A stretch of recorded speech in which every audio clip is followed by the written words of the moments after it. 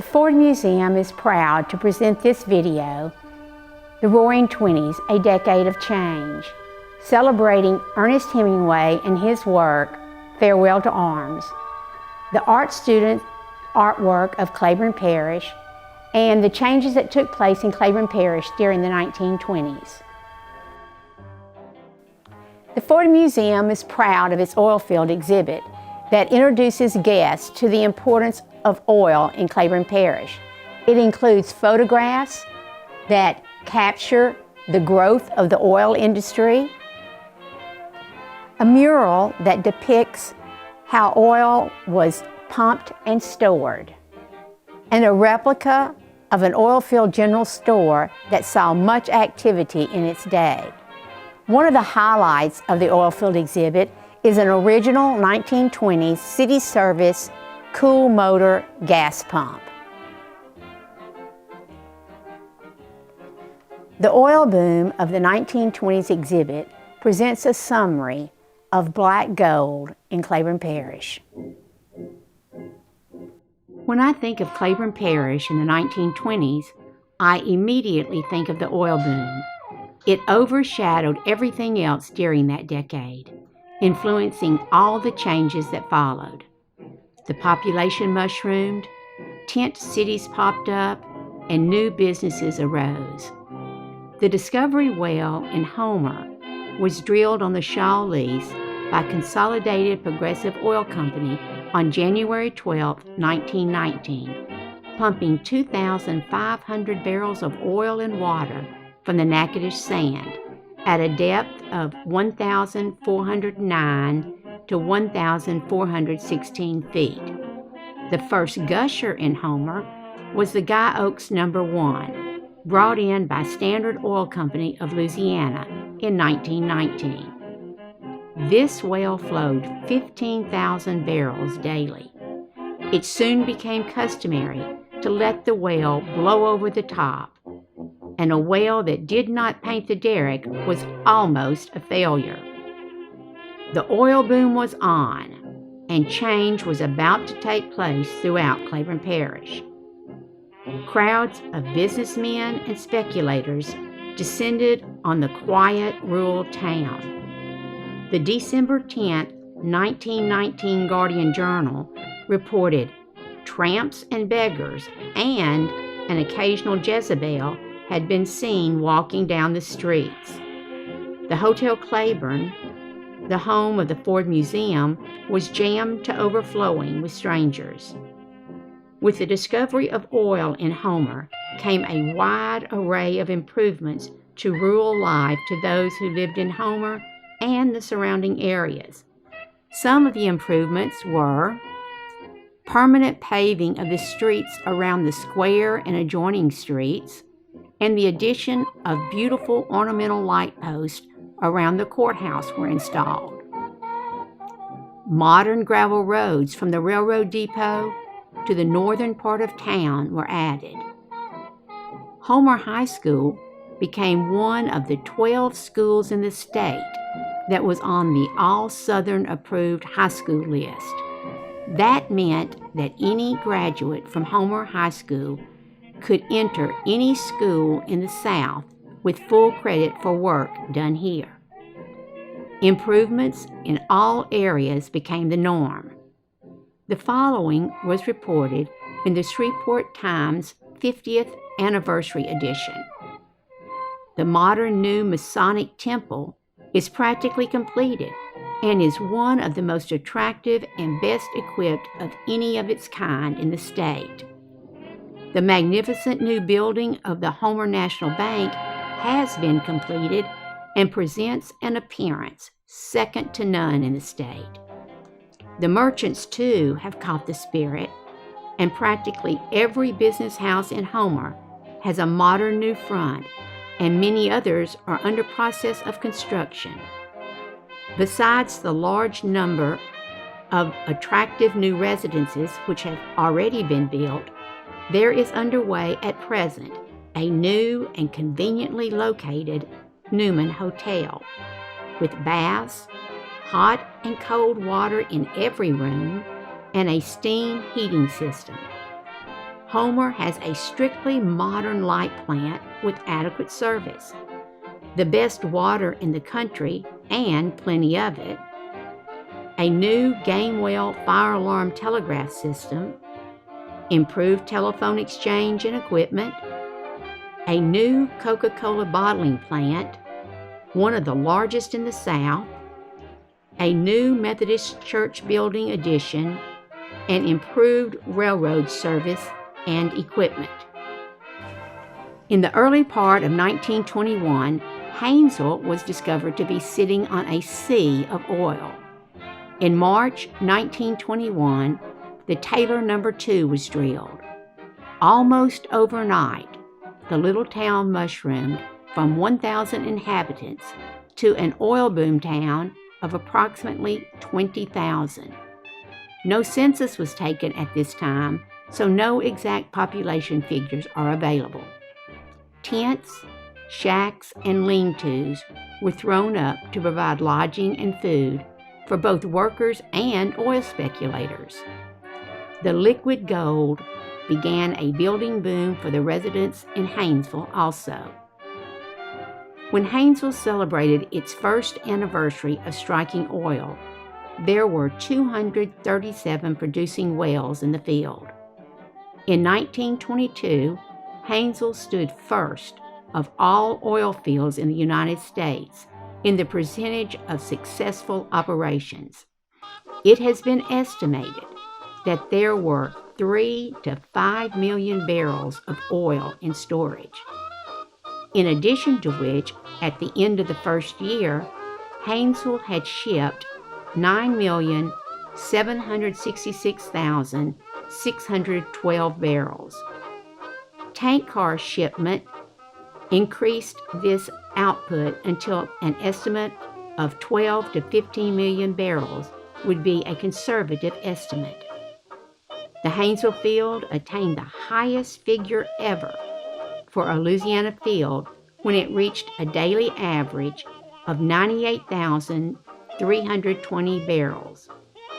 In dollars and cents, its total output in pipeline runs only, excluding oil in storage and shipped by rail, was a prevailing price of $2 per barrel, or $19,533,224. The oil boom in Haynesville saw many improvements also. The townspeople built new schools and churches, as well as a new waterworks and sewerage system. Oil property gave rise to 200 new residences, 14 brick stores, 21 hotels, 18 warehouses, 53 rooming houses, 2 movie theaters, and 2 newspapers.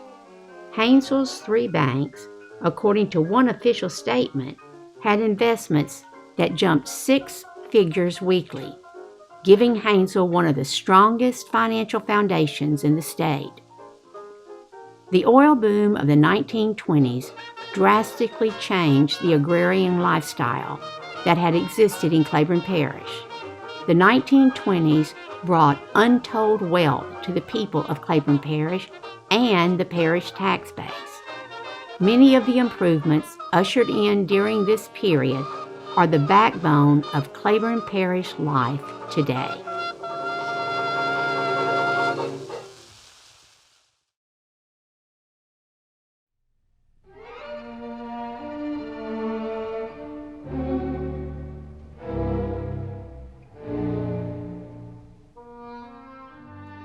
The Ford Museum's program, The Roaring '20's, A Decade of Change, is supported in part by a grant from the Louisiana Division of the Arts, Office of Cultural Development, Department of Culture, Recreation, and Tourism, in cooperation with the Louisiana State Arts Council and administered by the Shreveport Regional Arts Council.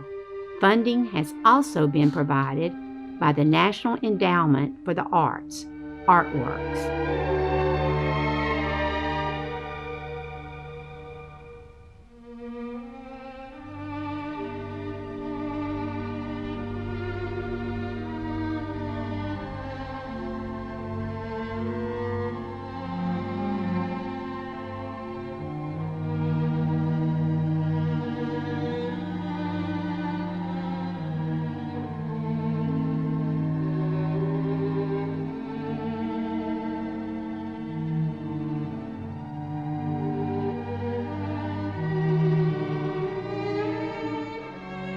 In preparation for the 100th anniversary of the 1920s, a significant era in our nation's history, as well as that of Claiborne Parish, the Ford Museum is setting the stage for this celebration by recognizing some of the artistic aspects of the decade.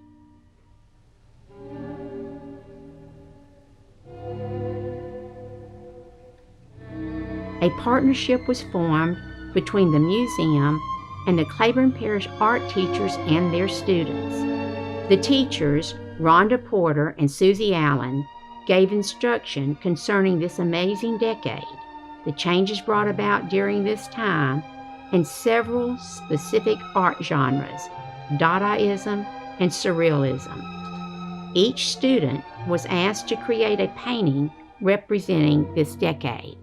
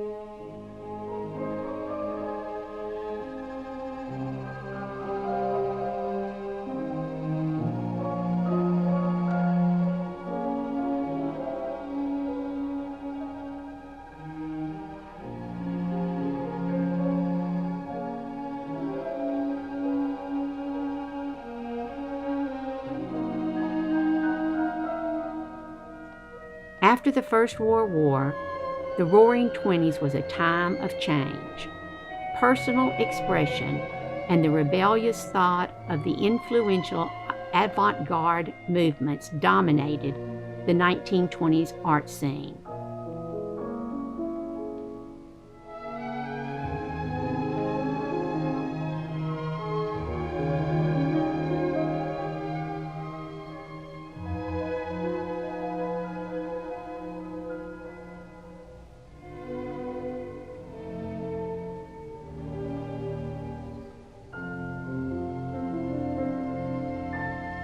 Dadaism was a popular art form that was pessimistic and anti-establishment in nature.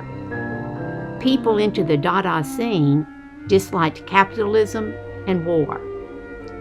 Dadaism was not a particular style of art, but was instead art that was created by using group collaboration, spontaneity, and chance. Dadaists rejected traditional methods of artistic expression, including paints, easels, and clay. They instead created works of art using collage or photo montage, which was the art of pasting photographs combined with printed messages. Dadaists often used their works to mock mainstream art.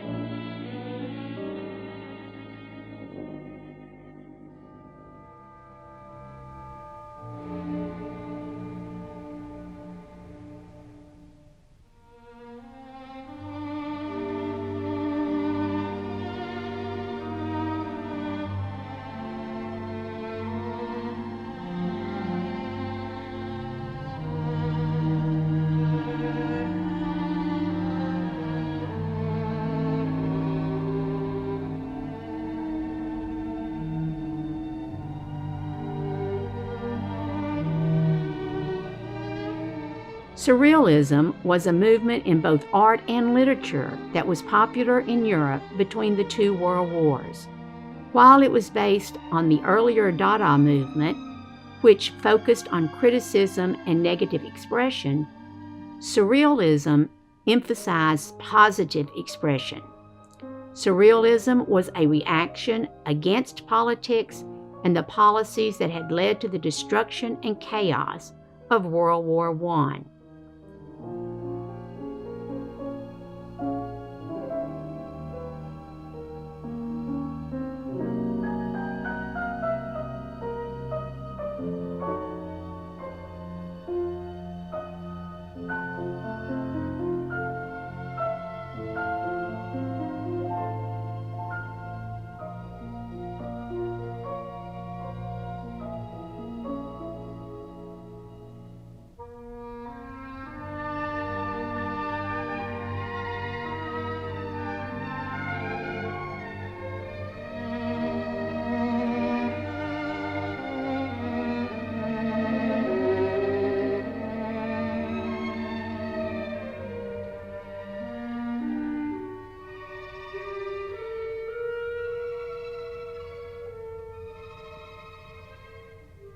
Surrealist thought drew heavily from controversial psychologist Sigmund Freud.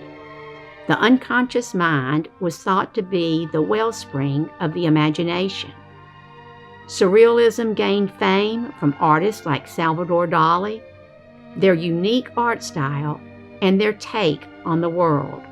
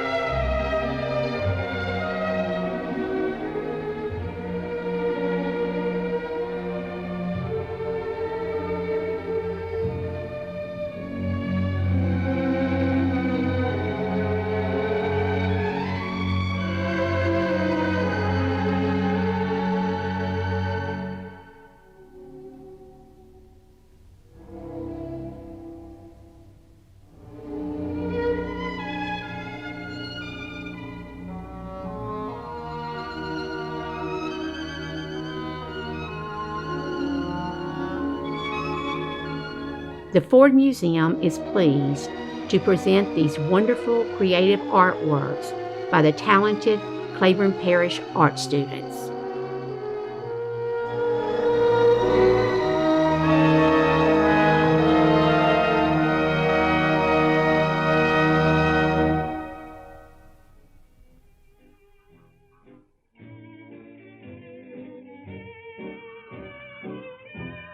Ernest Hemingway was born in Oak Park, Illinois in 1899.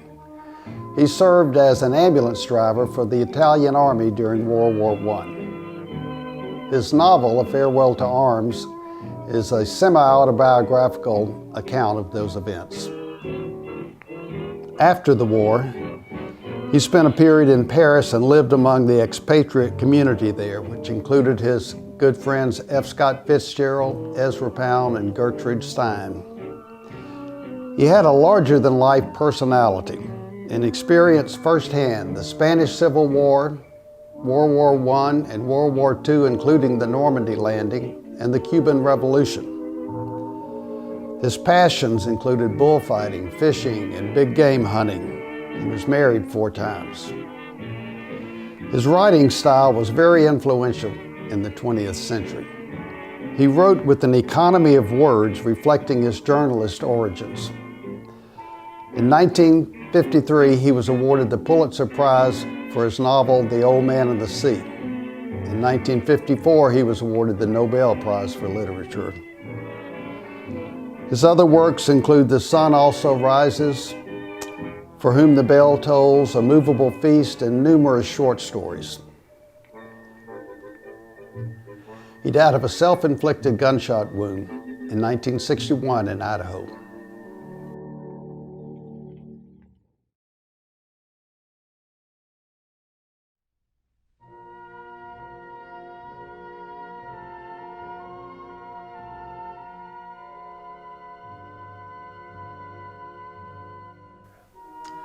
The novel A Farewell to Arms is the story of a love affair between an American ambulance driver for the Italian Army and a Scottish nurse caring for the Army's wounded during World War I.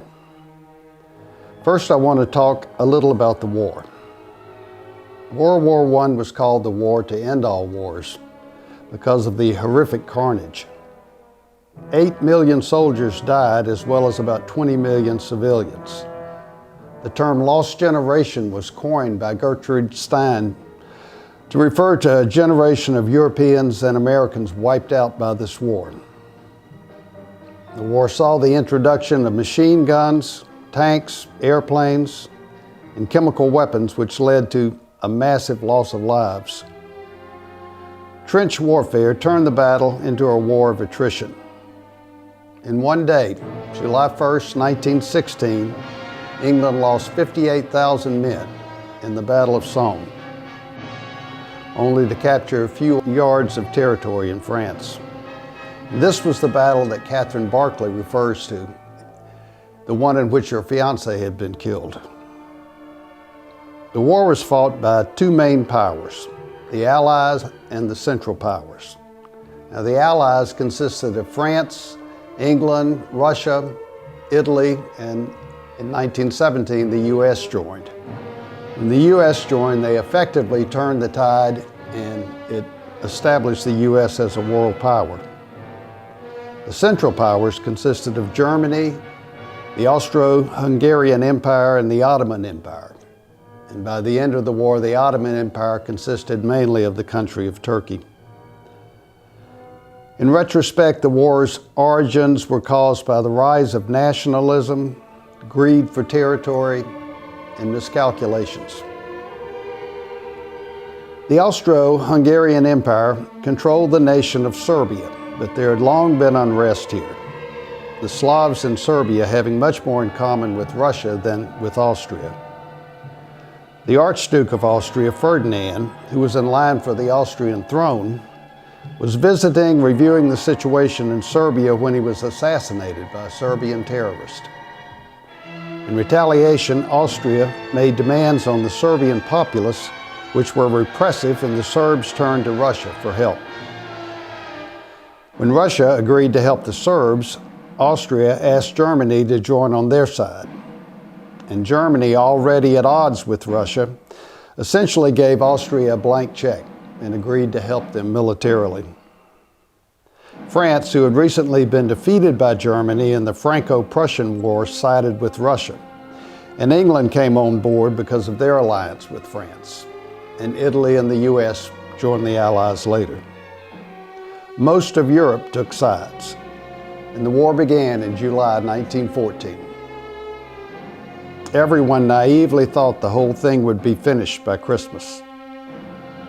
But 4½ bloody years later, the Treaty of Versailles was signed in the Hall of Mirrors, which ended the war. There's a line in The Farewell to Arms where Frederick says that he believes sometimes victory can be worse than defeat. And in this context, the victors who dictated the term in the Treaty of Versailles were so punitive that they in effect sowed the seeds for World War II. The victorious Allies demanded unreasonable reparations from the Germans. And the extremely nationalistic Germans were stripped of all their colonies around the world. The Middle East, which had been taken from the Ottoman Empire, was carved up by England and France, who essentially drew lines on a map and created wholesale new countries like Palestine and Iraq. Much of the instability of the Middle East today is a result of the victors' short-sightedness. By the end of the war, Russia was no longer involved, having undergone its own revolution in 1917. The stigma of defeat and the harsh repercussions against the Germans led some of them to create an alternative history, a myth that they had not really been defeated, but had been sold out and stabbed in the back by the socialists, by the liberals, and most notoriously by the Jews. This led to the rise of Hitler and eventually to World War II.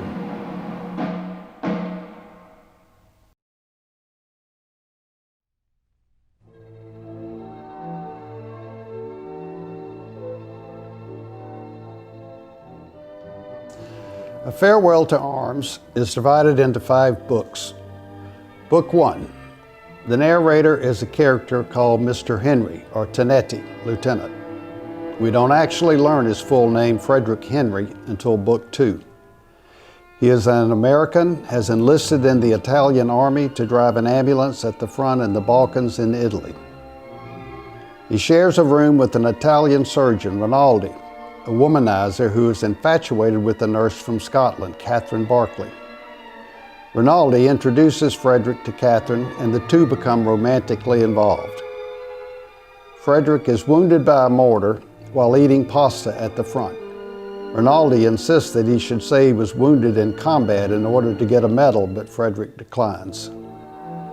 Frederick is sent to a hospital in Milan for surgery and recuperation, and Rinaldi, the romantic, arranges to have Catherine transferred there to encourage their affair. Book 2. Catherine and Frederick continue their affair while he is hospitalized, and Frederick realizes he's in love with Catherine. The head nurse, Miss Van Camper, takes a dislike to Frederick because of his heavy drinking and his relationship to Catherine, who has become pregnant by him. Miss Van Camper has Frederick's leave canceled and he is sent back to the front. Catherine sees him off at the train station in an emotional goodbye, both insisting that the war won't destroy their future. Book 3. Frederick and his comrades are driving ambulances when the Italian army suffers a defeat at Caporetto and is in retreat. They are forced to take alternate routes over the mountains, and Frederick's ambulance becomes stuck in the mud. He attempts to enlist the help of some stragglers he has picked up on the way, and when they refuse and try to run away, Frederick shoots one of them. This is the only time Frederick fires his gun in the war. They abandon the ambulance, and in attempting to sneak past the German line, one of Frederick's comrades is shot by friendly fire as they approach the Italian army. All is in chaos there. The Italian battle police, disgraced by the defeat and subsequent retreat, retaliate by executing Italian officers. Frederick is pulled aside by these police and soon understands he's to be executed as well, having been accused of being a German in disguise. He plunges into a river and is swept downstream amid a barrage of bullets. After this, Frederick declares he has made a separate peace with the war and will not go back. Book 4. Frederick finds Catherine in the city of Stresa. They are reunited, but Frederick soon learns the authorities are looking for him for desertion. A friendly bartender loans them a boat and helps them escape to neutral Switzerland, and they are allowed to live there. Book 5. Frederick and Catherine spend a short but idyllic time in a chalet in the mountains around Montreux, and eventually come into town to deliver the baby. Catherine has a difficult, prolonged labor. The baby dies in utero, and Catherine hemorrhages to death after telling Frederick that she's not afraid but is regretful for him. Frederick walks back to the hotel in the rain, and the novel ends.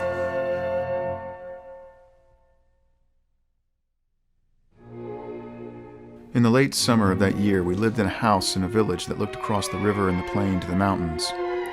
In the bed of the river, there were pebbles and boulders, dry and white in the sun, and the water was clear and swiftly moving and blue in the channels. Troops went by the house, and down the road and the dust they raised powdered the leaves of the trees. The trunks of the trees, too, were dusty, and the leaves fell early that year, and we saw the troops marching along the road, and the dust rising, and the leaves, stirred by the breeze, falling, and the soldiers marching, and afterward the road bare and white, except for the leaves. Catherine and Frederick meet.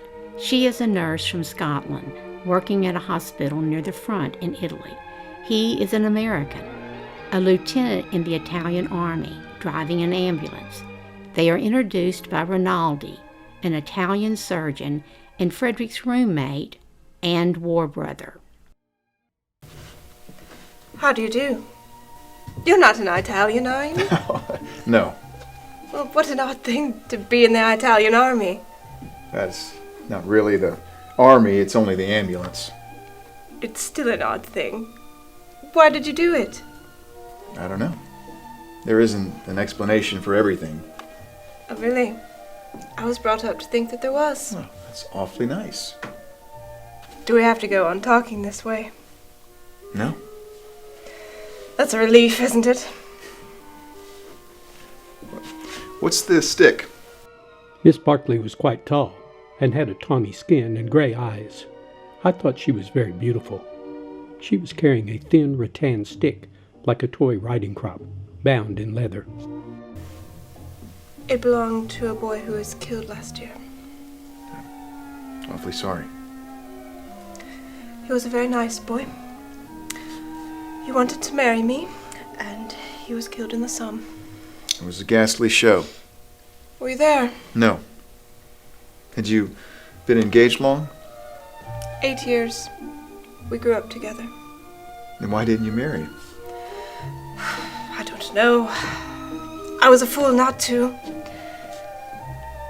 But I should have given him at least that. I thought it would be bad for him. I see. Have you ever loved anyone? No. You have beautiful hair. Do you like it? I was going to cut it all off when he died. No. I wanted to do something for him. I should have married him. I know that now, but then he wanted to go to war, and I didn't know. I should have given him at least that, but then he died in the Somme, and that was the end of it. I don't know. Oh yes, that's the end of it.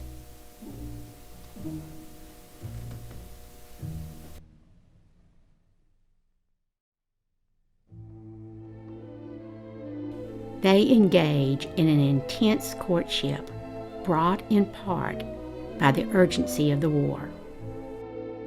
We stopped under a tree. I turned her so I could see her face when I kissed her, and I saw that her eyes were shut. I kissed both her shut eyes. I thought she was probably a little crazy.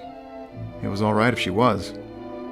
I did not care what I was getting into. I knew I did not love Catherine Barkley, nor had any idea of loving her. This was a game, like bridge, in which you said things instead of playing cards. Like bridge, you had to pretend you were playing for money or playing for some stakes. Nobody had mentioned what the stakes were, and it was all right with me. I wish there was some place we could go.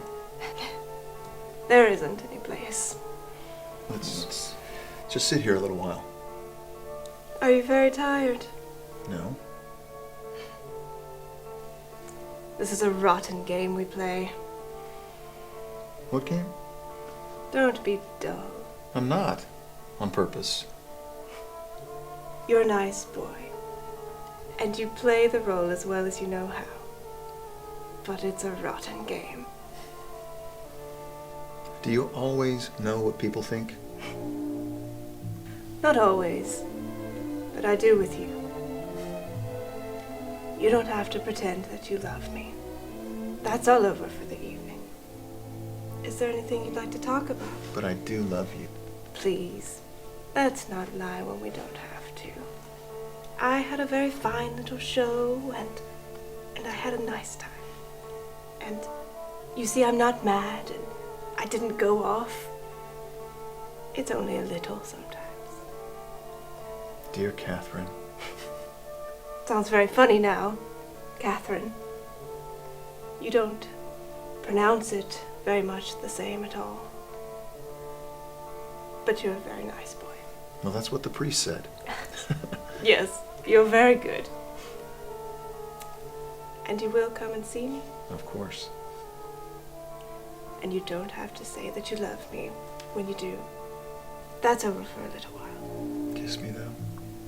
I'm awfully tired, darling. Kiss me. Do you want to very much? Yes.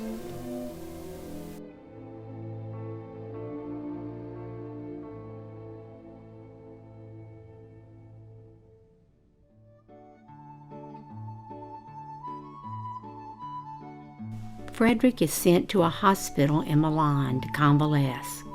With Rinaldi's help, Catherine is sent there and they reunite. Hello, darling. Hello. When I saw her, I was in love with her. Everything turned over inside of me. Then she sat on the bed and leaned over and kissed me. I pulled her down and kissed her and felt her heart beating. Sweet, aren't you wonderful for coming? It wasn't hard. It may be hard to stay. You've got to stay. You do love me. I do love you. I'm crazy about you. You've got to stay. Please, come on. Feel our hearts beating. I don't care about our hearts. I want you. I'm just mad about you. You really do love me. Don't keep saying that. Come on, please, Catherine. All right. But just for a minute. Shut the door. God knows I had not wanted to fall in love with her. I had not wanted to fall in love with anyone.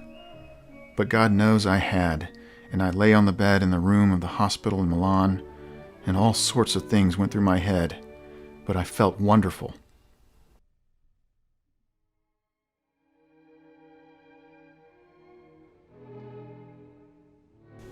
They continue with their hospital affair.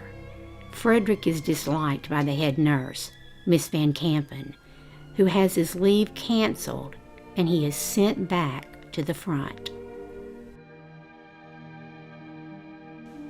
We were talking softly out on the balcony. In a little while it started to drizzle. We came in. Outside the mist turned to rain, and in a little while it was raining hard. I got up and stood at the door to see if it was raining in, but it wasn't, so I let the door open. Raining hard. And you'll always love me, won't you, darling? Yes. And the rain won't make any difference, will it? No. Good. 'Cause I'm afraid of the rain. Why? I don't know. I've always been afraid of it. I like it. I like to walk in it, but it's very hard on loving. I'll always love you. You're not really afraid of the rain, are you? Not when I'm with you. Why are you afraid of it? I don't know. Tell me. Don't make me. Tell me. No. Tell me. All right. I'm afraid of the rain because sometimes I see me dead in it. And sometimes I see you dead in it. It's more likely. She was crying. I comforted her and she stopped crying. But outside, it kept on raining.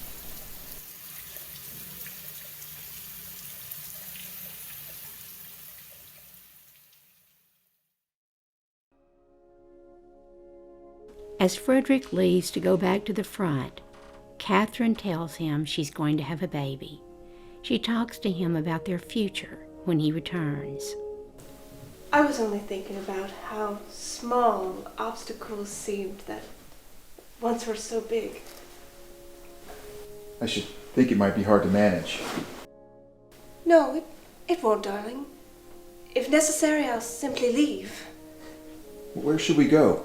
I don't care. Anywhere you want. Anywhere we don't know people.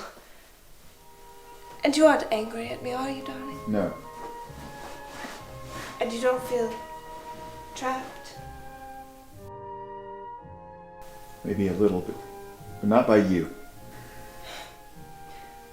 We really are the same one, aren't we, darling? And we mustn't misunderstand on purpose. We won't. But people do. They love each other, and they misunderstand on purpose, and then they fight, and then they aren't the same one anymore. We won't fight. We mustn't. Because there's just you and me. And then in all the world, there's all the rest of them. And if we fight, then we lose ourselves. And they'll have us. They won't get us because you're too brave. Nothing ever happens to brave people. They die, of course. But only once. Who said that? The coward dies 1,000 deaths, the brave but one. Yes, but who said it? I don't know. Probably a coward. He knows an awful lot about cowards, but nothing at all about being brave. We're both brave. And I'm really brave when I've had a drink.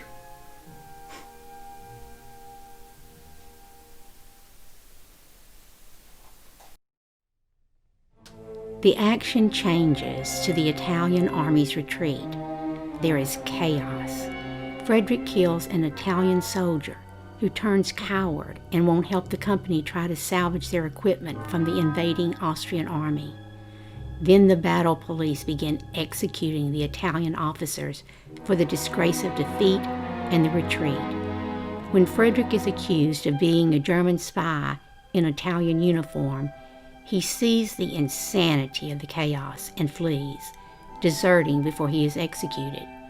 He eventually makes it to Stresa, where Catherine has been transferred. That night at the hotel in our room, with the long empty hall outside and our shoes outside the door, outside the windows, the rain falling, and in the room light and pleasant and cheerful with smooth sheets and the bed comfortable, feeling that we had come home, feeling no longer alone, waking in the night to find the other one there and not gone away. All other things were unreal. We slept when we were tired, and if we woke, the other one woke too, so one was not alone. If people bring so much courage to this world, the world has to kill them to break them, so of course it kills them. The world breaks everyone, and afterward, many are strong at the broken places. But those that will not break, it kills. It kills the very good and the very gentle and the very brave impartially. If you are none of these, you can be sure it will kill you too, but there will be no special hurry.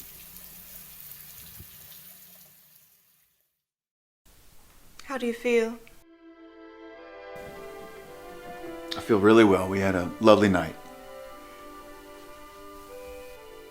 Don't you want the paper?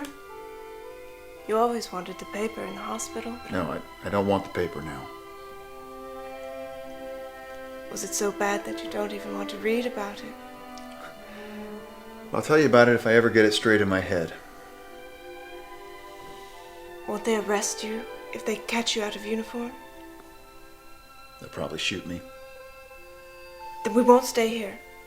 We'll get out of the country. Switzerland's down by the lake. We could go that way. And that would be lovely. I wish we didn't have to live like criminals. Darling, don't be that way. We never lived like criminals. I feel like a criminal. I've deserted the army. It's not deserting from the army. It's only the Italian army. Let's get back in bed. I feel fine in bed. You don't feel like a criminal, do you? No.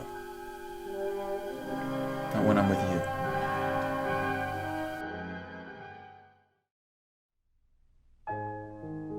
Frederick and Catherine escape to Switzerland with the help of the barman who loans them his boat to cross the lake at night. They live for a peaceful time in a mountain chalet, then come to town when the baby is due. Catherine has a prolonged labor.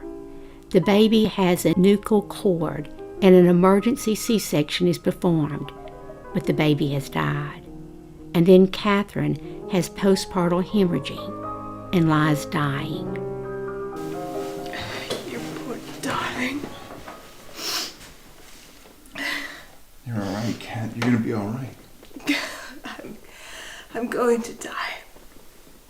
I hate it. You're going to be all right. I know you're going to be all right. I meant to write you a letter to have if anything happened, but I didn't do it.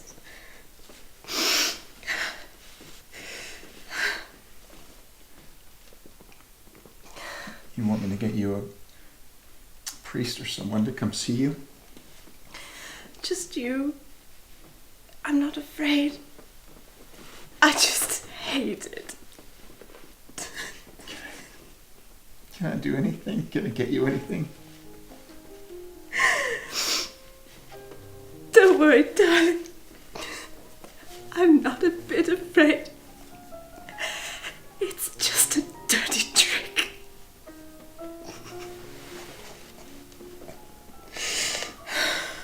You're too brave, sweet.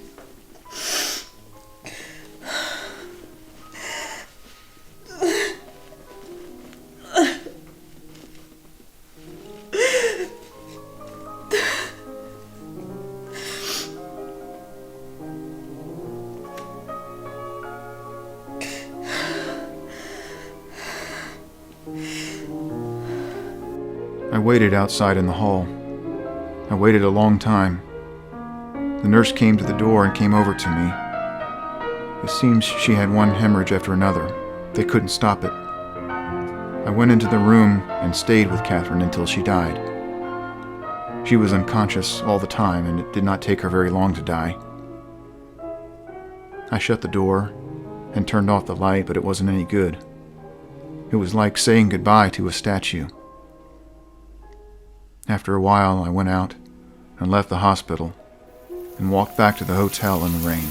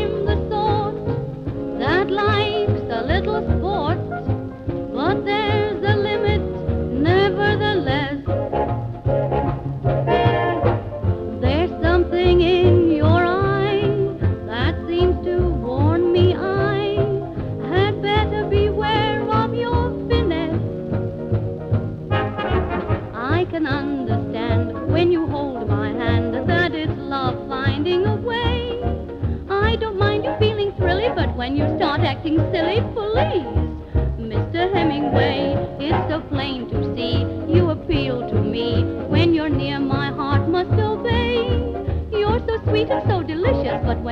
too ambitious, please. Mr. Hemingway, I love affection, but we're all alone. And there's one objection, if we only had a chaperone. I don't mind the park when it's nice and dark. Neath the moonlight, I love to stay. I adore you when you're gentle, but when you get sentimental, please.